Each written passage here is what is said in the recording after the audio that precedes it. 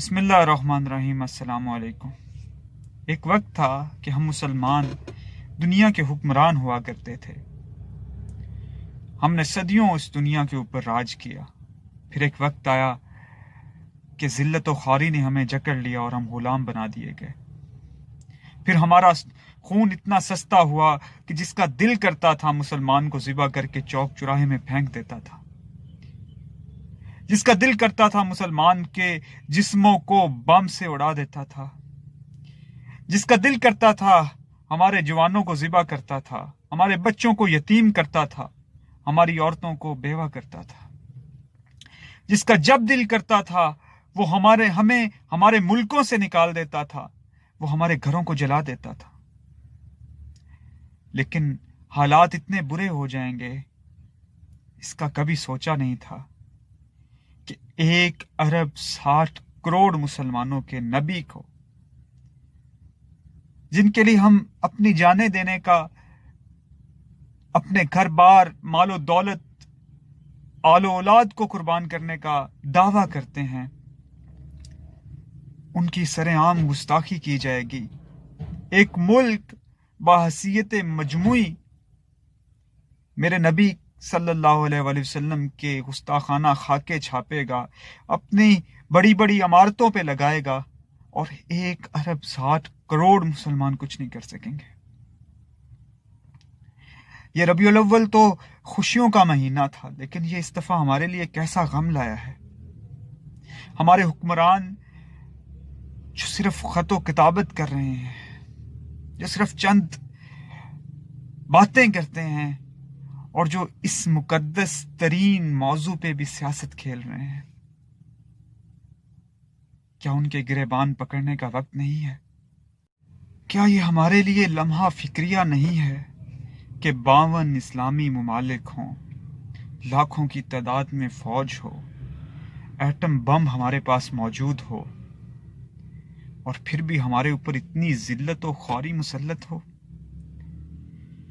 और दूसरी बात ये कि क्या हमारे लिए ये गौर करने का मुकाम, अपने गिरेबान में झांकने का मुकाम नहीं है कि हजूर की जात की इतनी बड़ी गुस्ताखी हुई और बाहसियत मजमुई तारीख इंसानी में पहली दफा ऐसा हुआ कि किसी मुल्क ने बस हसीयत मजमुई इतनी बड़ी गुस्ताखी की।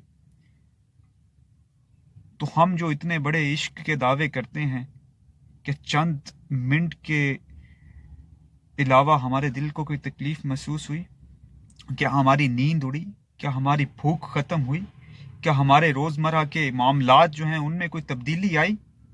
वो अपोजिशन जो बड़े बड़े जलसे कर रही है, क्या उन्होंने हजूर की शान के लिए, हजूर की इज्जत के लिए कोई एक लफ्ज भी बोला? क्या हमारे हुक्मरानों ने सवाए खत लिखने के कोई बड़ा काम किया? क्या अभी तक फ्रांस का सफीर पाकिस्तान में नहीं बैठा? अवाम हर दफा निकलते हैं, चौक चौराहों में खड़े होकर नारे लगाते हैं, बाइकाट करते हैं उनकी चीजों का, लेकिन हमारी हुकूमत खामोश रहती है। इस दफा अगर आप चाहते हैं कि हजूर की इज्जत के ऊपर दोबारा कभी कोई हरफ ना आए तो मेरी बात माने और मुनज़्ज़म किस्म का एहतजाज करें। ये बात हुक्मरानों के कानों तक पहुंचाएं कि अगर हजूर पाक सल्लल्लाहु अलैहि वसल्लम की शान में गुस्ताखी करने वाला वो शख्स जिसका दिमागी तवाज़न खराब हो चुका है और जिस तरह कुत्ता बावला हो जाता है, जिसकी ये हालत हो चुकी है, जब तक वो शख्स एलानिया तौर पर माफी नहीं मांगता, तब तक अगर फ्रांस के साथ सफारती या तजारती किसी किस्म का ये ताल्लुक हमारे हुक्मरान रखते हैं तो पहले मरहले में बाइकाट करें हर किस्म के इलेक्शन का।